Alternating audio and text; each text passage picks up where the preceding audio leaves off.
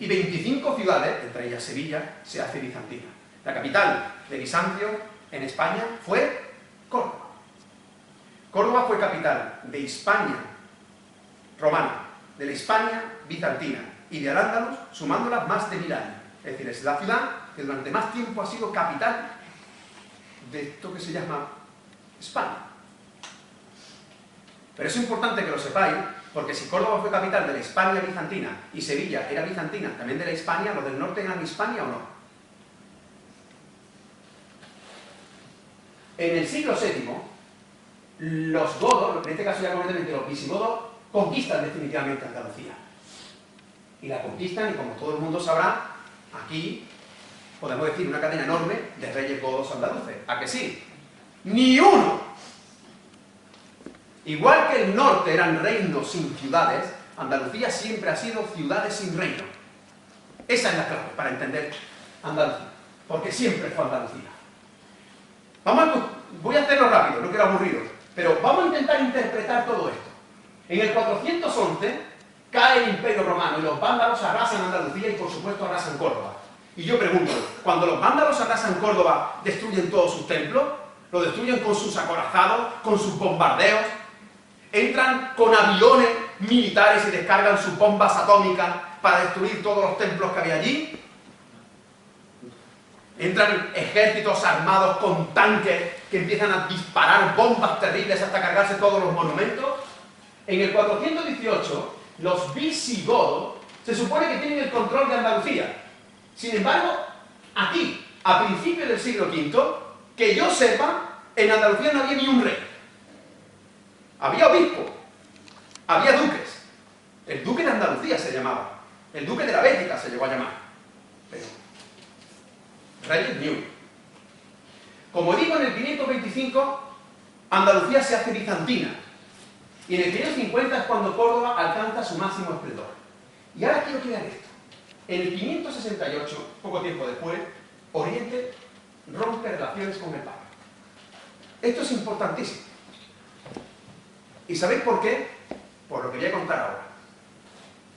¿De qué religión eran los godos? ¿Eran cristianos? Sí.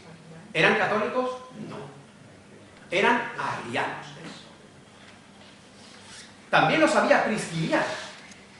Donde más priscilianismo ha habido nunca ha sido aquí en Sevilla. Sevilla ha sido la cuna del priscilianismo. El priscilianismo fue capaz de aunar el culto pagano a las diosas madres, a las diosas Venus, a las diosas lunares. Por eso no hay una virgen en Andalucía que no esté sobre una luna. Todas están en lunadas. Y al dios Sol. Y por eso es tan dual Sevilla. Y por eso Sevilla rinde culto a la Virgen y a su Cristo. A su Cristo y a la Virgen. Y lo ponen en la fachada de las casas. En el resto de Andalucía son más marianos, son más de Virgen.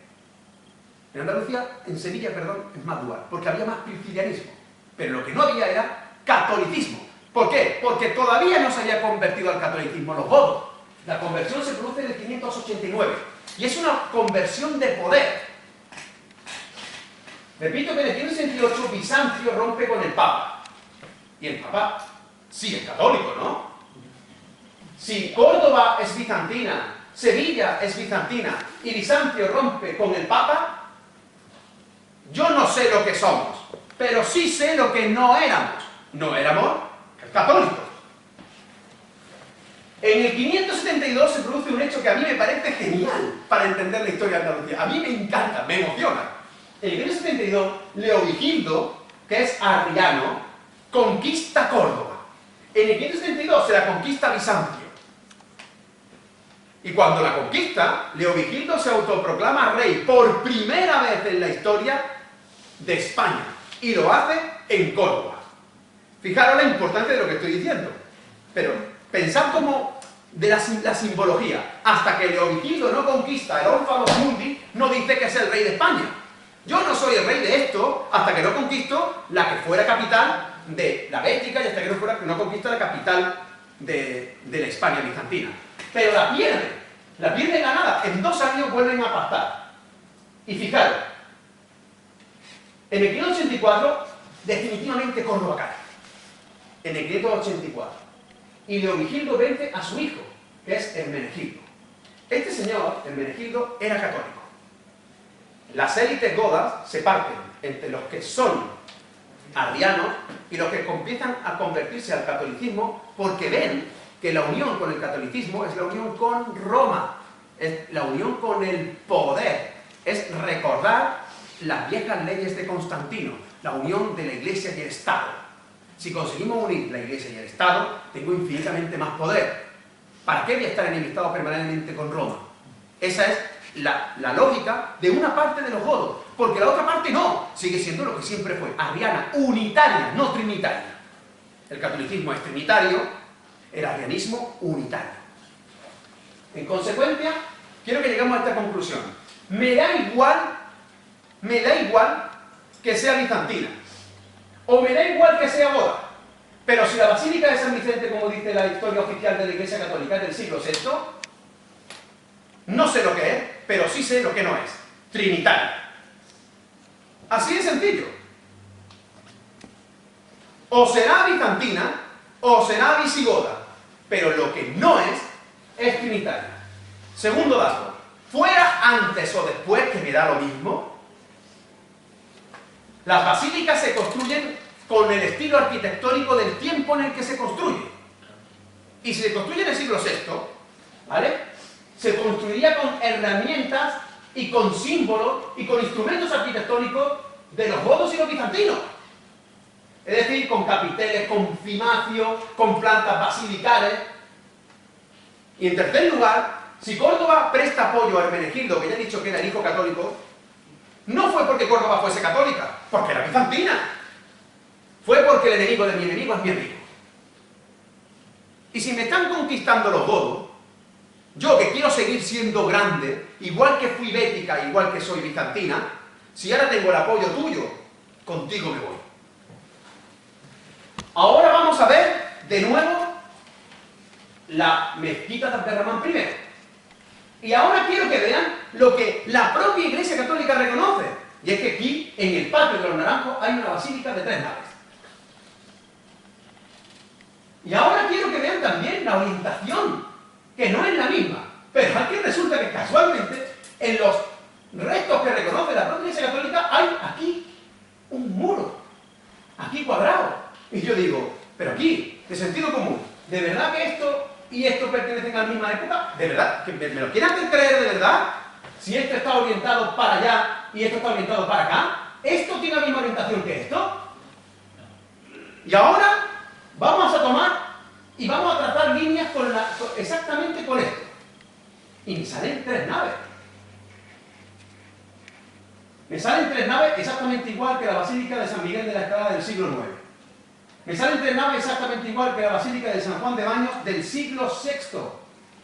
Pero es que en las naves en las que yo estoy diciendo, los capiteles tienen estas imágenes. ¿Lo están viendo? Que son iguales, que o rememoran o recuerdan a los capiteles, por ejemplo, de San Pedro de la Nave, que son visigodos. Del norte, porque en el sur, repito, no hay ningún resto godo, lo que demuestra que éramos bizantinos. Ahora quiero que vean. Estos son, ¿veis? Que están en la mezquita, ¿eh? Mira.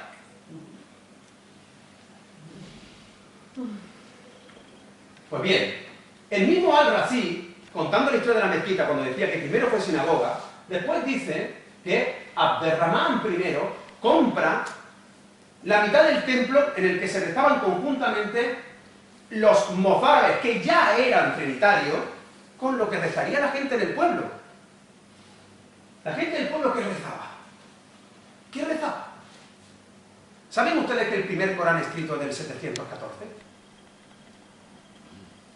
Si la versión oficial es que entró con el 711, ¿qué bandera tenía? Tarik y Musa, ¿verdad que sí?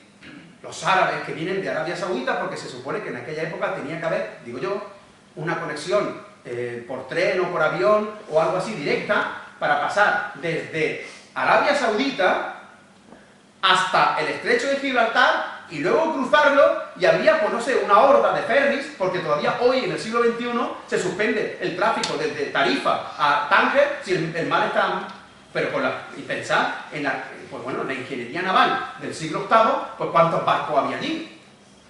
¿Cuántos barcos había allí para que hordas de árabes Pues uno de ellos se llama Tarik.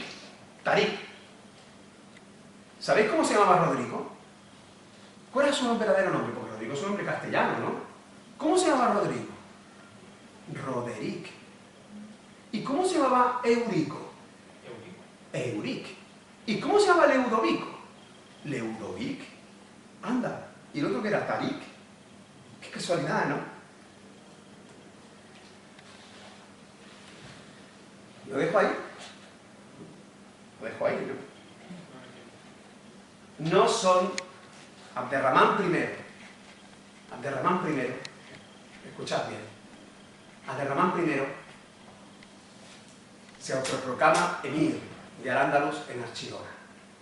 Archidona es otra ciudad mágica, es otro Ónfalos Mundi. Arts Sidunia tiene el nombre de Sion. Se autoproclama en Sion, donde Andalucía se hizo bizantina. En Archidona, Abderramán I lo que le dice a las ciudades de la Bética, que no tenían gobierno, que estaban, fijaros, os acabo de explicar las sucesiones que llegan los godos. Durante un siglo, estamos hablando del siglo V. En el siglo V, durante un siglo intentan conquistar la Bética, no lo consiguen. Durante el siglo VI somos bizantinos, y durante el siglo VII no hay reyes, no hay restos. Y además están divididos entre los godos, que son trinitarios porque prefieren aliarse con el poder recaredo, y Vitiza, y toda su función, y muchísima gente vinculada a esa élite que quiere seguir siendo arriana. Y se produce una disputa de poder. Pero el pueblo, ¿de verdad pensáis que el pueblo estaba... ¿El pueblo qué estaba pensando? ¿De verdad pensáis que el pueblo discutía en las calles si eran arrianos o si eran pirfilianos? ¿De verdad la gente discutía por eso? No. El pueblo era el pueblo. Y iba a rezar donde siempre había rezado. Iba a rezar o al templo lejano, o a esa sinagoga, me da igual. Pero ahí iba a rezar como iba rezando siempre. Y Abderramán I lo que hace en Archidona es decir, ¿queréis seguir siendo grandes? Yo os traigo todo el Oriente. Yo vuelvo a ser la conexión con Oriente. ¿Queréis ser bizantinos? Bizantino estamos hablando de un siglo. Estamos hablando de un siglo. Estamos diciendo que me lo está contando mi abuelo. Mi abuelo me está diciendo, fijaros, ¿qué conversación? Mi padre le está diciendo a mi hijo Liberto, cuando mi abuelo vivía, esto era gigantesco, esto era grande, esto era enorme, no era esta porquería que estamos viviendo. ¿Lo estáis entendiendo? Que la historia se tiene que contar así de sencilla. Liberto, le dice mi abuelo, o sea, mi padre, le dice a mi hijo, cuando mi abuelo vivía, que es lo que se ha contado todavía de la guerra civil, o es que no es todavía, pero si no hay noche que no se cuente una historia de la guerra civil. ¿Por qué no trasladamos eso a ese siglo VI? Pues en el siglo VII, dice la gente, hace nada, esto era inmensamente grande. Y ahora llega un señor que dice, yo os traigo el comercio de la seda. Hasta hace dos días, en Andalucía, los niños, todavía tenían gusano de seda en las casas. ¿Por qué un niño tiene un gusano de seda en un pueblo? ¿Por qué? En un pueblo como mi pueblo es Almodóvar. ¿Por qué en Almodóvar un niño tiene un gusano de seda si está harto de orugas en los campos? ¿Para qué? Eso es otra huella de la memoria. La seda fue el comercio más importante de Al-Ándalus. La primera orden económica que está vinculada a la orden de expulsión es que se elimine la seda. Y se acaban con todos los gusanos de seda y se quedan custodiados en los pueblos y como si fuera una cosa clandestina. Él trae la seda, él trae la riqueza de Oriente, él trae la memoria de Bizancio. Y de la misma manera que 25 ciudades se hicieron bizantinas porque recordaban la Bética, de nuevo las ciudades andalusíes se hacen andalusíes, que no necesariamente islámicas, lo acabo de explicar, que no necesariamente islámicas, en el siglo VIII. Y lo que hace Abderramán I es, al llegar a Córdoba, encontrarse con que hay un templo donde van a rezar conjuntamente musulmanes, unitarios, van a rezar donde siempre habían rezado, pero enfrente había un templo católico, eso sí es verdad. Fijaros la orientación de la mezquita de Córdoba. Esta es la mezquita de Abderramán. Si estuviera orientada a Meca, estaría hacia allí. Y sin embargo está orientada hacia aquí. Casualmente, la mezquita de Córdoba está orientada hacia el solsticio solar. Y esta es la Kaaba, la piedra sagrada para el Islam, que está orientada hacia el solsticio lunar. Casualmente, la Kaaba y la mezquita de Córdoba están orientadas hacia el mismo sitio. Bueno, la historia oficial dice que era porque estaban enemistados con el no sé quién, y además el tema del río, ¿no? Vamos a ver. Vamos a ver. ¿Por qué Abderramán I destruye una basílica para construir una mezquita no orientada a Meca, con imágenes en los capiteles, sin mihrab, sin minarete? Si de verdad fuese una mezquita islámica, se orientaría a Meca, no tendría imágenes. ¿Dónde está el minarete de Abderramán I? ¿Y dónde estaba el mihrab? Lo que verdaderamente ocurrió fue que Abderramán I no destruyó la basílica, sino que ocupó lo que estaba. Y lo que hizo fue ampliarla. ¿Y ampliarla con qué? Pues con los restos de los templos romanos que estaban allí. Y por eso cada columna y cada capitel es de su padre y de su madre. Y lo que pasa es que mantiene la orientación del templo original, que casualmente está orientada como Meca. En una señal, en efecto, de poder político, diciendo nosotros somos como Meca, como ónfalos mundi, como ombligo del mundo, de la Ceca a la Meca, de Córdoba a Meca. Pero manteniendo lo que ya estaba. ¿Y cuáles son las evidencias? Pues fíjense, la evidencia es que el templo de Abderramán se construye en 10 meses y la ampliación de Abderramán II en 15 años. Una ampliación que es la cuarta parte de la mezquita de Abderramán tarda 15 años, mientras que la mezquita de Abderramán tarda 10 meses. La segunda es que la fachada oeste, como he explicado antes, es de Cuman. Es decir, es el mismo muro que ya existía antes, y que la puerta más antigua, que es la puerta de San Esteban, el postigo de San Esteban, tiene decoraciones bizantinas. Y tuvo que ser restaurado a los 50 años. Pero vamos, si construye una mezquita, ¿por qué voy a tener que restaurar una puerta en 50 años? A no ser que fuese la puerta de la basílica que ya estaba. Los materiales, como he dicho, pierden homogeneidad, perdón. Los materiales pierden homogeneidad a medida que vamos avanzando, se conservan visibles, como he dicho, las imágenes, y para mí algo también importantísimo. Los arcos de herradura no lo traen tampoco Abderramán I. El arco de herradura ya existía en la Bética y ya existía en la península. Lo que hacen los arquitectos andaluces, que están hartos de hacer coliseos, que están hartos de hacer acueductos, es decir, que saben hacer eso, porque lo han hecho toda la vida, es adaptar nuevas técnicas, fundamentalmente la de unir la arcilla con el mármol. Las arcadas de la mezquita de Córdoba son rojas y blancas porque el rojo es arcilla, que funciona como junta de dilatación. Y en Córdoba, que hace mucho frío y hace mucho calor, eso hace que no sufra el monumento. Exactamente igual que las juntas de dilatación que se colocan, por ejemplo, en la azotea. Y ahora, otro elemento clave. Si es cierto que sefardíes, musulmanes y andalusíes y mozárabes compartían la misma lengua vehicular, porque tenían que hablar la misma lengua. La lengua vehicular es el árabe. La lengua litúrgica, los judíos rezan en hebreo, es probable que los mozárabes rezaran, es probable que rezaran en latín, pero la lengua vehicular es el árabe. Igual que si tú mañana te vas a Estados Unidos, el pakistaní, el árabe, el chicano, todos tienen que entenderse en una misma lengua y utilizan como lengua vehicular el inglés. ¿De sentido común? Si existía la misma lengua, el mismo acervo cultural y el mismo estilo arquitectónico, ¿por qué no aplicamos la misma lógica a la construcción de la mezquita?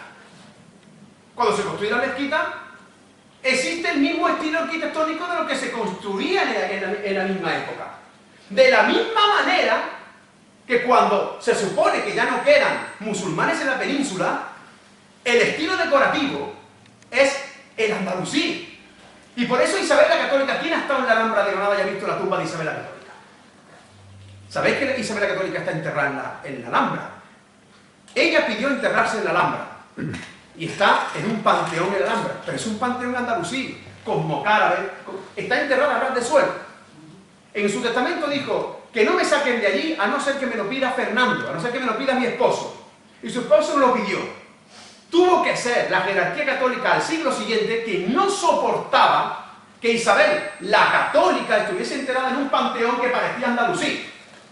Fíjense, estas son las columnas de Quintanilla de las Viñas. Y estas son las columnas de la mezquita de Córdoba. Estas son las decoraciones de Constantinopla. Y estas son las de las puertas del postigo de San Esteban. Esta es la iglesia de San Fructuoso en Braga. Y esta es la iglesia de San Juan de Baño. Pero si tienen arcos de herradura. Quiero que vean la de San Miguel de la Escalada. Esta es la iglesia de San Miguel de la Escalada. Es una iglesia. Pero es del siglo VI. Esta es la tumba de Isabel la Católica. ¿La ven? En efecto, la mezquita se amplía. Fíjense lo que yo contaba antes. En hacer esto se tarda 10 meses. En hacer esto, 15 años. Curioso, ¿no? Después se construyen dos catedrales. Dos. La primera la manda a construir Isabel la Católica en el siglo XV y la siguiente es la importante, la catedral que ustedes habrán visto, que es la que se construye en el crucero central en el siglo XVII. Lo importante es que este crucero central se construye en contra de la opinión del cabildo municipal. Hay un conflicto entre el pueblo y el cabildo catedralicio, que al final acaba ganando el cabildo catedralicio porque lo resuelve el rey Carlos I. Que supongo que estarán cansados de escuchar las anécdotas de que cuando vio por qué he destruido algo único en el mundo para hacer algo que está en cualquier parte. Pero quiero que sepan que el cabildo municipal llegaba a condenar con pena de muerte a quien colaborase en la destrucción de la mezquita. ¿De acuerdo? Pues bien, ¿quién lo resuelve? Carlos I. Y lo estoy diciendo con muchísima intención. Lo resuelve el rey. Y luego explicaré por qué. En consecuencia, y ahora como ando de tiempo, andaré fatal, ¿no? A 1:30. A 1:30. ¿Cuánto me queda? ¿15 minutos? Sí, para que puedas tú salir corriendo. ¿Vamos bien? ¿Estáis muy cansados? No. ¿No? ¿Sigo entonces? Sí. Vale. Vamos a ver. Vamos a llegar a un acuerdo. Con todo lo que yo he explicado ahora mismo, a simple vista, sin necesidad de excavar, yendo con vuestras piernas y con vuestros ojos, acabáis de ver que la mezquita de Córdoba es un crisol de cultura. Acabáis de comprobar con vuestros propios ojos que hay figuras humanas donde se suponía que tenía que haber un templo islámico donde estarían prohibidas. Estáis viendo que en lugar de estar orientado a Meca, está orientado hacia otro lugar. Estáis viendo que hay un suelo con dibujos y mosaicos que pueden pertenecer a sinagogas o que pueden pertenecer a Bizancio. Habéis visto que hay esculturas, se encontró una escultura de Jano exactamente ahí. Esto es un templo sincrético, único, inmemorial. Es un paradigma de cultura. Pues bien, os voy a pedir un favor. Tenemos 15 minutos nada más. Pero estos 15 minutos voy a explicar algo complejo. Pero lo tienen que entender. Ese paradigma está en peligro. ¿Y saben ustedes por qué está en peligro? Porque en el 2006, la Iglesia Católica, el Obispado de Córdoba, inscribió a su nombre la mezquita catedral bajo el nombre de Santa Iglesia Catedral de Córdoba. Y eso lo hizo porque Aznar modificó la ley hipotecaria en el 98. Y al modificar la ley hipotecaria en el 98 permitió que la Iglesia Católica tuviera el mismo rango que una administración pública para inscribir bienes. Eso no ocurrió en el siglo XIV. No ocurrió en el siglo XV, ni en el XVI, ni en el XVII, ni en el XVIII, ni en el siglo pasado. Ni ha pasado en este siglo, en el 1920. Ha pasado antes de ayer. Estoy hablando del 2006. Estoy hablando de que estamos viviendo un momento histórico. Porque tal como comenzamos la charla, diciendo que no iba a hablar de historia, sino de memoria, y haciendo ver cómo este pueblo ha sido capaz de mantener la memoria reconvirtiéndola incluso en expresiones culturales de la dimensión de la Semana Santa, la única huella intacta del sincretismo, que es la mezquita catedral, quiere ser amputada por la propia Iglesia Católica, que ha inscrito solo en Navarra 1.200 bienes a su nombre. 1.200 bienes a su nombre. Quiero que sepan que esta apropiación por parte del obispado es una apropiación sin lugar a dudas económica, es una apropiación simbólica, pero que el origen es el jurídico. El que es dueño de algo lo llama como quiere. Fíjense que esto es así. Antes del 2006 no era catedral. O simplemente mezquita, como he dicho, es el nombre popular. Mezquita catedral, sin lugar a dudas, es el nombre institucional, el ecuménico, incluso el administrativo. Como ya hemos explicado, en ningún caso solo catedral. Ha llegado a tal extremo que en los folletos que se reparten hablan de la mezquita como intervención islámica de la catedral. Así llaman a la mezquita. Intervención islámica de la catedral. Que es como si llamara al río Guadalquivir intervención hidráulica en una presa. Es algo muy serio, ¿eh? Estoy hablando de algo muy serio. Porque la mezquita de Córdoba, la mezquita catedral de Córdoba, en ningún caso solo catedral, es patrimonio de todo, es patrimonio de la humanidad. Y es un símbolo de la luz a la luz. Estoy hablando de que está en riesgo un paradigma universal cuando más falta hace, hoy. Cuando más necesario es recurrir al paradigma universal que está ahí y que te salta y que te estalla en los ojos, ahora, precisamente ahora, en el 2006, desaparece. Y todo eso para que su actividad principal no sea el uso católico, con todos mis respetos, sino el turístico económico. Para entrar a la mezquita catedral de Córdoba hay que pagar 8 euros. 8 euros que son un donativo, aparece en la entrada. Un donativo. ¿Saben lo que significa eso? Que es dinero negro. Estamos hablando de que, si es un donativo, pues no te lo quiero dar. O te quiero dar más, que tampoco pasa nada, ¿eh? O te quiero dar más. Pero si es un donativo me vas a permitir que yo me lo degrade en el IRPF. Entonces pide una factura y no te lo van a dar. Estamos hablando de que el año pasado recaudaron aproximadamente 13 millones de euros. Y es posible, y yo no lo dudo, ¿eh? Yo estoy hablando desde el más profundo respeto. Yo no dudo que se dedique en gran parte a la restauración del monumento. Quiero transparencia y verlo. De la misma manera que estamos exigiendo en el siglo XXI transparencia a nuestros políticos, a nuestros sindicalistas, a la monarquía, tenemos que exigir transparencia en esto. Pero sobre todo cuando lo que ha ocurrido es consecuencia de una apropiación jurídica. Tal como he apuntado brillantemente antes, estos son los folletos antes del 2006. Antes del 2006 se decía mezquita catedral. En el mismo 2006, fijaros, en el mismo 2006 ponía guía breve de la Santa Iglesia Catedral, antigua mezquita. Estos son los folletos actuales, la Catedral de Córdoba. Iglesia Madre de la Diócesis, la intervención islámica. No aparece el nombre de mezquita por ninguna parte. En la parte de atrás dice, es la Iglesia, a través del Cabildo, quien ha hecho posible que la antigua mezquita del Califato de Occidente, la catedral más antigua de España, patrimonio histórico de la humanidad, no sea hoy un montón de ruinas. Y dice, porque la belleza, al igual que la verdad y la bondad, es un antídoto contra el pesimismo, una invitación a gustar la vida, una sacudida que suscita nostalgia de Dios. Ese es el folleto científico que acompaña a la entrada de la mezquita, ahora catedral. Todo eso ocurre porque se registra en 2006. Os acompaño la hoja registral. Esta es la hoja registral. Quiero que vean cómo el registrador identificó el expediente. Qué curioso. ¿Lo están viendo? Van a escribir a nombre de la... ¿Cómo se va a llamar? Santa Iglesia Catedral. Y dice el registrador, bueno, para guardarlo, para que yo sepa lo que estoy guardando, el expediente de la mezquita. El registrador, mira, identificador de la solicitud, su referencia, mezquita de Córdoba. Ahora quiero que vean el título de propiedad. ¿Cuál es el título de propiedad? ¿Por qué la Iglesia Católica, el obispado, inmatricula la mezquita catedral a su nombre en el 2006?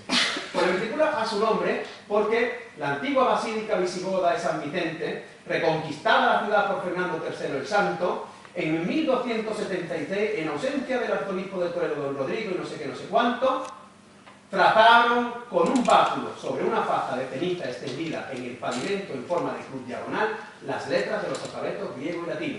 Y esa fue la expresión litúrgica y canónica de la toma de posesión por parte de la Iglesia. Es decir, es de la Iglesia porque en 1236 la bendijo. Es decir, se está proclamando una nueva forma de adquisición en nuestro derecho, que es la consagración. Y si ahora mismo viene un arzobispo, entra al círculo mercantil y dice yo bendigo el círculo mercantil en nombre del Padre, del Hijo y del Espíritu, puede ir al registro y decir que es suyo. Y esto que estoy diciendo es cierto.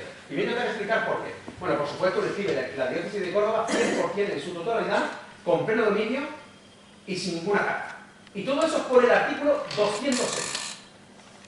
O sea que si algún día se aprobara dicho artículo, volvería a ser de lo que siempre fue, patrimonio de la humanidad. Le costó 40 euros. 30 euros completamente. 30 euros. Vamos a ver. Este tema es jurídico. Entonces, advierto que es complicado. Pero voy a hacer un esfuerzo para que todo el mundo lo entienda. Primero, ¿qué es la inmatriculación? Esa palabra hay que aprendérsela. De esto vamos a salir, por esta puerta tenemos que salir todos aprendiéndonos esta palabra, inmatriculación, que es perfectamente posible. Porque cuando a los políticos les interesaba que nos aprendamos la palabra prima de riesgo, lo han conseguido. Y cuando el pueblo, en las calles, hizo popular la dación en pago también. Y la gente acabó diciendo dación en pago. Ahora tenemos que aprendernos la palabra inmatriculación. La inmatriculación no es una forma de adquirir nuestros derechos, es una prueba. La inmatriculación es cuando se inscribe un bien por primera vez en el registro. Si usted tiene una casa y está inscrita en el registro, la puede vender, porque ya está inscrita. Pero si no está inscrita la primera vez que va al registro de la propiedad, eso se llama inmatriculación. o sea, es lo que pasó con las favelas y el presidente aquel de Brasil, que permitía que las favelas fueran a... Inscritas por primera vez. Claro, la pregunta es, ¿por qué la mezquita...? Perdón. ¿El uso inmemorial, el criterio que existía? No, lo voy a explicar. También ha sido otro... Ahora vamos a hablar, pero no es el caso. Pero la pregunta es magnífica, se la agradezco de corazón. No, voy a intentar explicar el porqué. No, ya han visto que el título de propiedad no ha sido el uso inmemorial. El título de propiedad es que en el 1236 se arrojó ceniza. ¿Vale? Vamos a ver. Poco a poco, porque como son cosas jurídicas y son complejas, vamos primero a aprender la palabra inmatriculación. Inmatriculación es la primera vez que un bien se inscribe en el registro. ¿Bien? Que esté inscrito en el registro no quiere decir que sea tuyo, sino que es verdad que es una prueba contundente que ahora tendrás que rebatir. Quien inscribe un bien en el registro, ahora es el que no lo tiene inscrito el que tiene que decir, no, que es mío, acredítame que lo que es tuyo. Ahora bien, aunque esté inscrito en el registro, no por eso es tuyo. Yo mañana puedo ir e inscribir la luna, y porque yo inscribo la luna no es mía. Hace falta un título material que sustente el título formal que es la inscripción en el registro de la propiedad. ¿Vale? ¿Se ha entendido bien? Como tú es la primera vez que vas al registro, durante 2 años se abre un plazo para que una persona diga, perdona, esto no es tuyo. Eso, si se escribió en el 2006, quiere decir que hasta el 2008 se podía haber opuesto. En el 2007, la Ley de Patrimonio Andaluz, es decir, la Junta de Andalucía, renunciaba a todos los bienes que la Iglesia Católica podía inscribir en Andalucía por esta vía. Quiere decir que en un solo año se blindó registralmente la mezquita de Córdoba. La clave son estos 2 artículos, el 206 y el 304 del ordenamiento hipotecario, que son artículos preconstitucionales. Son artículos del 1947 y del 53 respectivamente. ¿Vale? ¿Qué es lo que pasa? Escuchen bien porque esto es lo interesante, la verdad. En el artículo 5.4 de un reglamento es modificado por Aznar en 1998. Cuidado, pero reforma Aznar, que después viene esta parte y no hace nada. O sea, vamos a dejar las cosas claras. En el 98 se produce una reforma. Hasta el 98, los bienes de la Iglesia Católica no estaban en el registro, porque como la normativa era franquista, durante la dictadura franquista, la Iglesia y el Estado eran la misma cosa. Y de la misma forma que los bienes públicos no accedían al registro, los bienes de la Iglesia tampoco, porque también se entendía que eran públicos. ¿Se entiende? O sea, tiene sentido que no estuvieran los bienes de la Iglesia Católica en el registro. Tiene sentido. Y es Aznar quien rompe esa lógica, y está bien que así sea. Cuidado, y está bien que así sea. Pero ¿qué es lo que pasa? Que solamente cambia ese artículo, no cambian los demás. Y al no cambiar los demás, no cambia ni el 206 ni el 304. El 206 equipara la Iglesia Católica con las administraciones. Esto es una norma preconstitucional. El Estado, la provincia, el municipio y las corporaciones de derecho público o servicios organizados que forman parte de la estructura de aquel, y las de la Iglesia Católica, cuando carezcan de título inscrito en el dominio, podrán inmatricular. Y ahora, ¿quién los puede inmatricular? Los diocesanos respectivos, a quienes el 304 equipara con un funcionario público. Pero un diocesano no es un funcionario público. Esos artículos son inconstitucionales porque vulneran de una forma descarada en la Ley Orgánica de Libertad Religiosa y sobre todo el 16 de la Constitución, que dice que nuestro Estado carece de confesión oficial. Es decir, nuestro Estado no tiene confesión oficial. O sea, tú no puedes decir que la Iglesia Católica es una administración y que un diocesano es un funcionario. Además, porque estás vulnerando el principio de igualdad de esa confesión con otras confesiones. Como es una norma preconstitucional, los jueces y los tribunales podrían perfectamente entenderlas derogadas, no aplicarlas, o como mucho, en caso de duda, elevarlas al Tribunal Constitucional como una cuestión de inconstitucionalidad. Quiero que sepan que eso ocurrió en el 93, cuando la Iglesia, en Toledo, desalojó a una persona para pedir el uso de esa vivienda que tenía en alquiler. La Iglesia tenía alquilada la vivienda a unas personas. Y entonces, la antigua ley de arrendamientos urbanos decía que la administración pública y la Iglesia Católica no estaba obligada a justificar la necesidad del uso para desocupar una vivienda. Y entonces el Tribunal Constitucional dijo, eso es inconstitucional. ¿Por qué? Porque la Iglesia Católica no es una administración. La administración pública puede requerir el uso porque se entiende que hay un interés público, pero la Iglesia Católica no es una confesión. Y lo declaró inconstitucional. La tercera razón es que la consagración no es un modo de adquirir la propiedad, como he dicho. En el 609 hay un artículo del Código Civil que dice cómo se adquiere la propiedad de nuestro derecho. La consagración no, por consagración o por conquista. Y luego, como expliqué, porque además si todo fuera catedral sería incluso más grande que la Basílica de San Pedro. Pero lo más importante es que los bienes públicos no se adquieren por la posesión en el tiempo, que fue lo que usted me preguntó, el uso inmemorial. Un bien público no se adquiere por lo que se denomina usucapión. Usucapión es cuando algo que no es tuyo lo posees durante tanto tiempo que llega un momento que dice el derecho, es tanto el tiempo que lo has poseído tú de forma pública, pacífica e ininterrumpida, que prefiero que seas tú el titular a su antiguo dueño que no se ha preocupado durante todo ese tiempo. ¿Qué pasa? Que los bienes públicos no se pueden adquirir por usucapión. ¿Por qué? Porque son públicos. Aunque te pases viviendo toda tu vida bajo el acueducto de Segovia, el acueducto de Segovia nunca va a ser tuyo. Aunque te pases viviendo toda tu vida en la Alhambra de Granada, la Alhambra de Granada nunca va a ser tuya. La usucapión son 30 años. ¿De verdad piensan ustedes que porque una persona iba 30 años en la Alhambra se va a quedar con la Alhambra? ¿O porque iba 30 años en el acueducto de Segovia se va a quedar con el acueducto de Segovia? La pregunta ¿es un bien público la mezquita de Córdoba? ¿Es un bien público? ¿Un monumento nacional, bien de interés cultural, patrimonio de la humanidad, que es muchísimo más que una mezquita e infinitamente más que una simple catedral? ¿De verdad piensan que es un bien privado? ¿Que se puede hipotecar? ¿De verdad lo creen? ¿Es un bien público? ¿Por qué es un bien público? Es un bien público porque la primera catedral que se construyó la tuvo que ordenar Isabel la Católica, es decir, un jefe de Estado. Y porque la gran catedral que está en el crucero central, como habéis visto, no la construyó el cabildo catedralicio porque quiso. Le tuvo que dar permiso el rey. Y si le tuvo que dar permiso el rey es porque es del pueblo, es del Estado.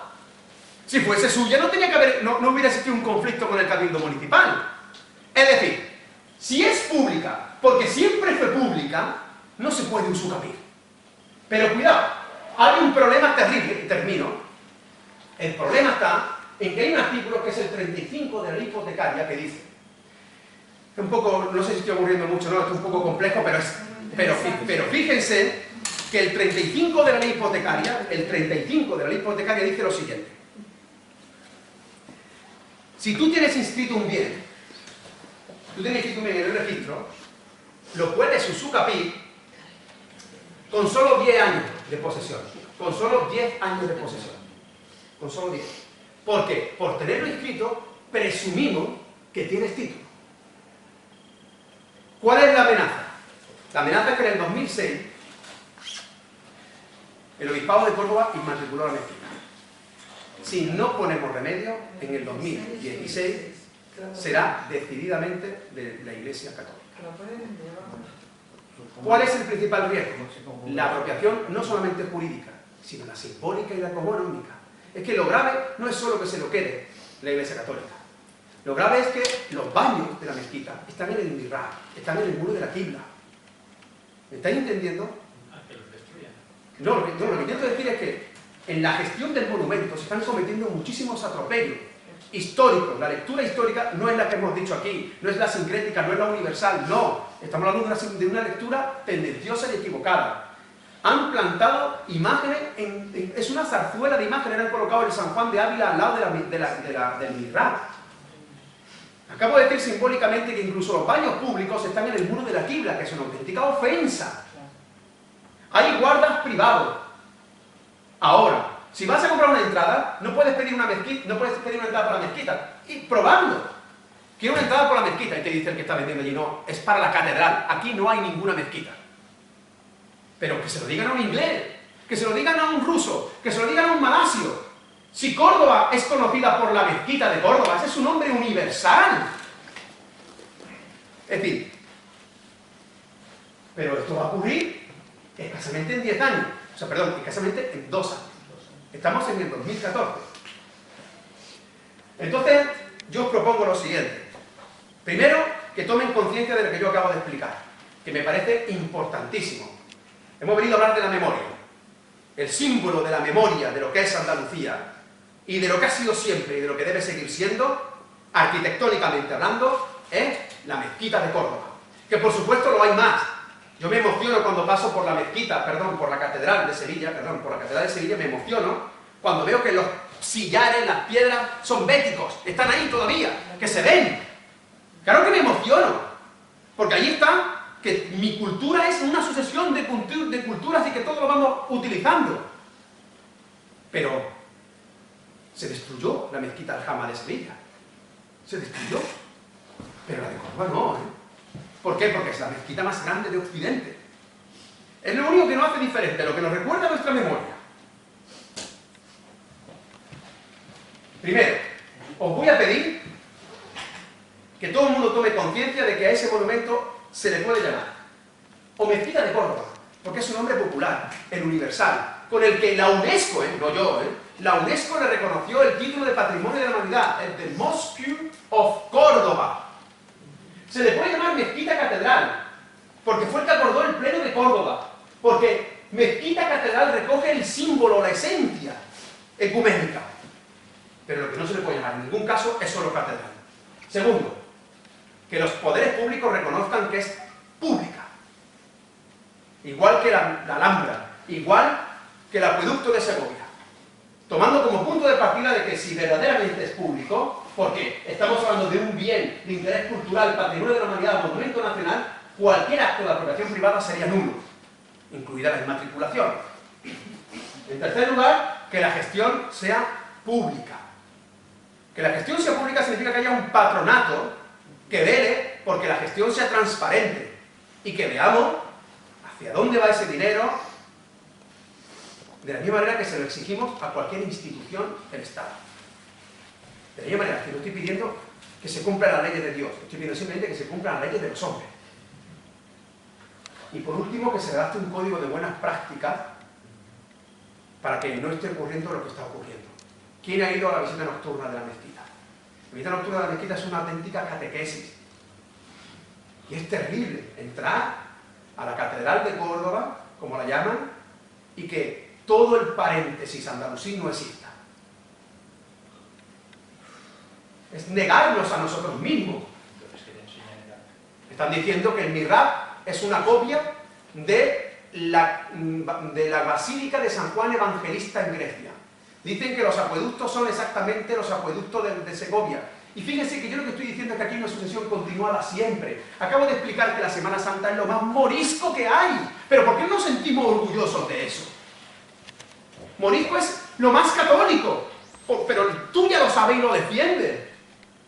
Por eso ser cofrade y ser capellita exactamente no es lo mismo. Y hay gente que ama por encima de cualquier otra cosa a su Virgen y es anarquista. Y no pasa absolutamente nada y todo el mundo lo entiende. Y desde el profundo respeto a quien profese el catolicismo, el judaísmo, el islam o cualquier otra confesión, la Semana Santa de Andalucía es una expresión cultural. Cultural.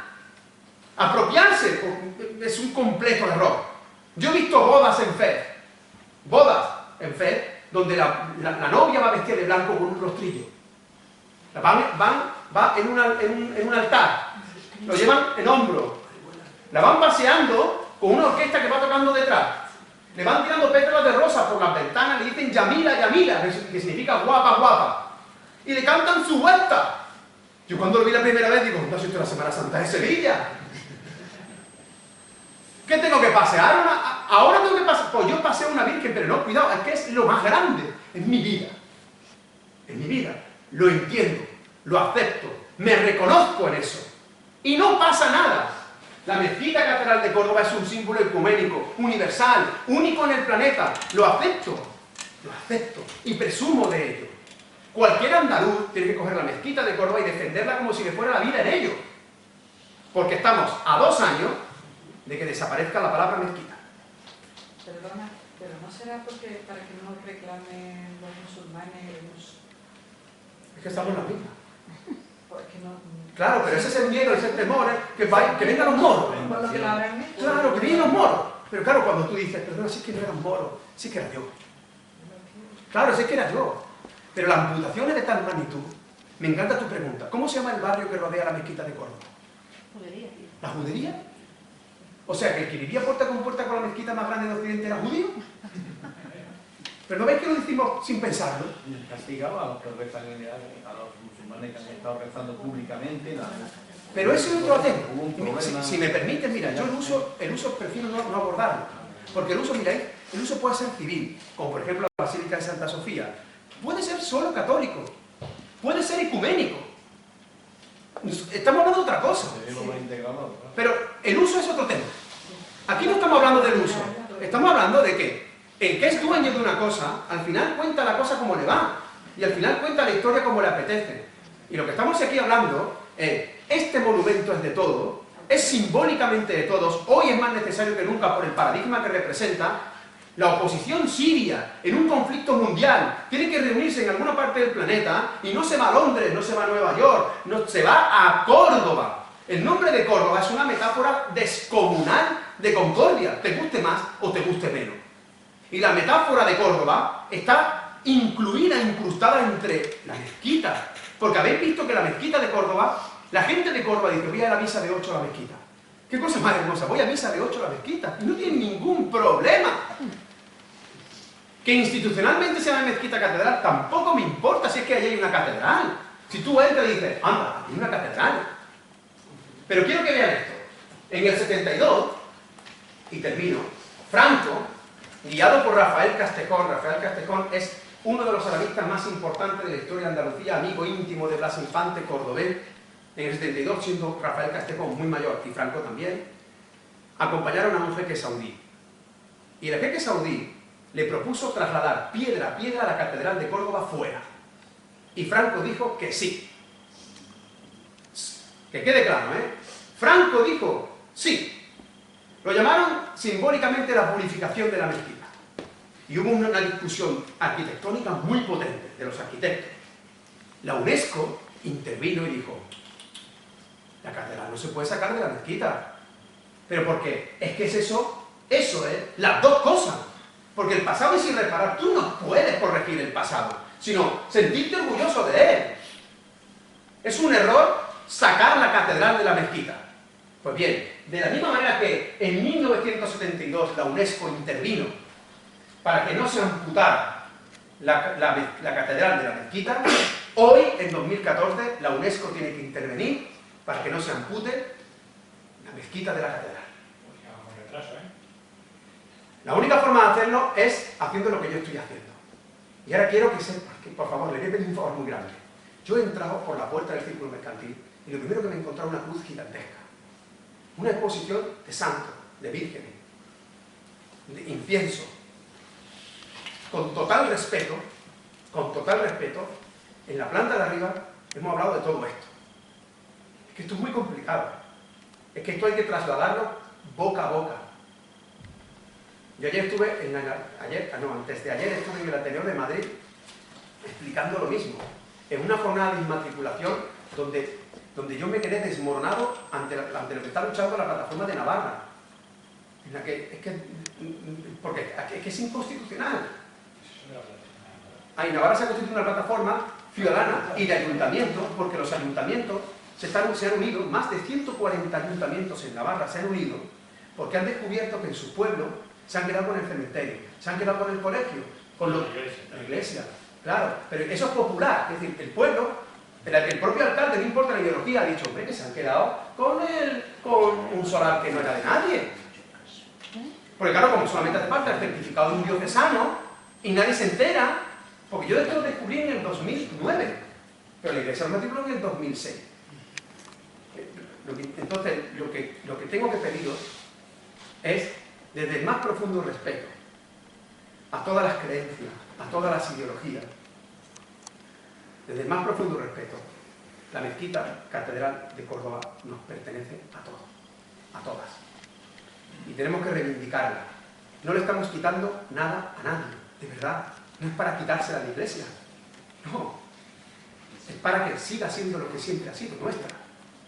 Y lo único que queremos es que la gestión sea pública, que la gestión sea transparente, que la difusión de su historia, de su grandeza cultural, sea científica, sea plural, que se reconozca lo que es, lo que ha sido.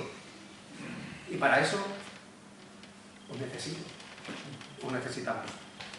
Entonces os pido por favor simplemente que lo habláis en vuestra casa, que digáis, me acabo de enterar que lo que es una inmatriculación, que las inmatriculaciones que está haciendo la Iglesia Católica son inconstitucionales, y que el símbolo de todo eso es la protección de la mezquita de Córdoba. Y no se está haciendo...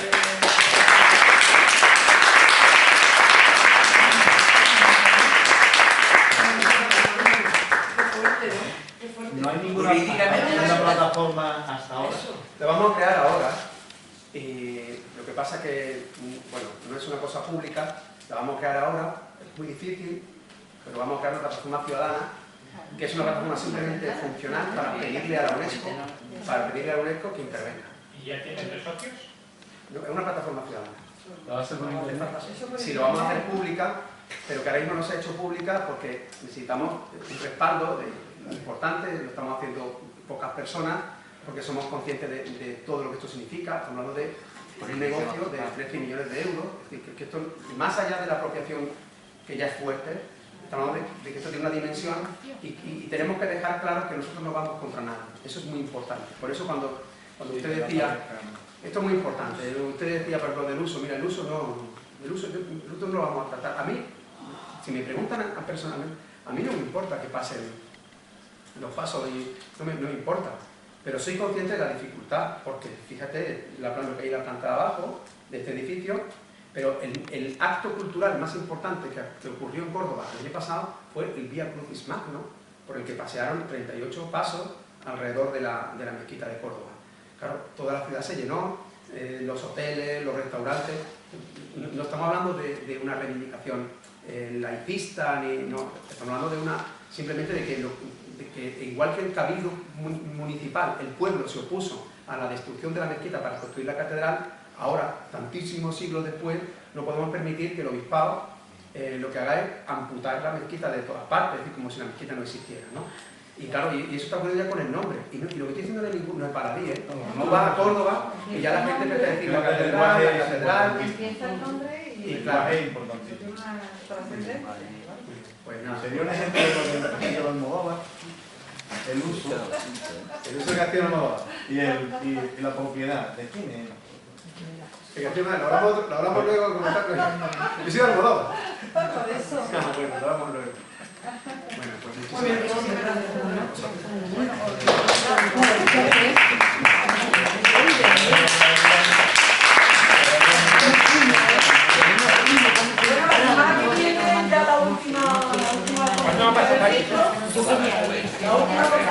Lelo y Mario Bauri, el conocimiento de la variación con la experiencia personal, la reflexión personal de la persona que lo haga. Sí, claro. ¿Vale? ¿Esto no hay un libro? Esto no hay un libro.